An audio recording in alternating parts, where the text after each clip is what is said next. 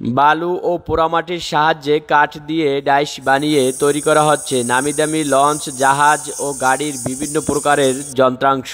শুনতে অবিশ্বাস্য হলেও এটাই সত্যি যে এসব যন্ত্রাংশ একসময় চীন বা অন্যান্য দেশ থেকে বেশি দামে কিনে এনে ব্যবহার করা হতো, কিন্তু সময়ের আমূল পরিবর্তনে বিভিন্ন মেশিনের যন্ত্রাংশ এখন আমাদের দেশ থেকেই চীনসহ বিভিন্ন দেশে রপ্তানি করা হচ্ছে।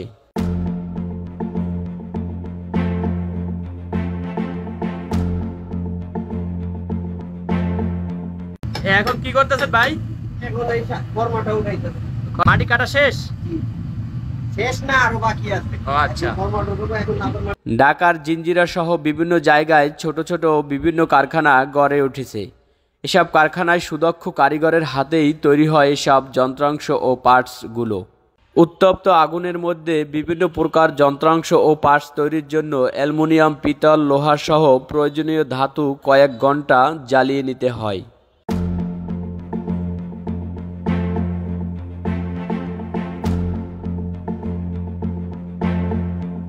এই জিনিসটা তৈরি হবে না, সেটার মালটা এখানে গালানো হচ্ছে।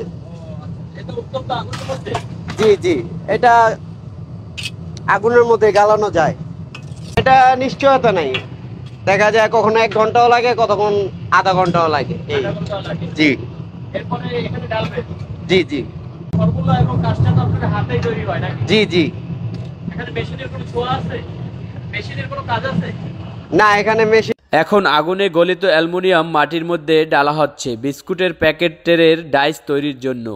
এখানকার কারিগররা এতটাই দক্ষ যে যে কোনো ধরনের যন্ত্রাংশ হুবহু তৈরি করে দিতে সক্ষম।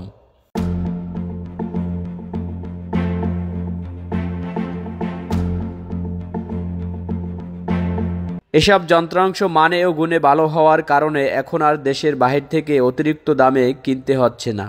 এখানকার উৎপাদিত যন্ত্রাংশগুলো কারখানা থেকে সরাসরি চলে যায় খুচরো ও পাইকারি দামে দেশের বিভিন্ন প্রান্তে।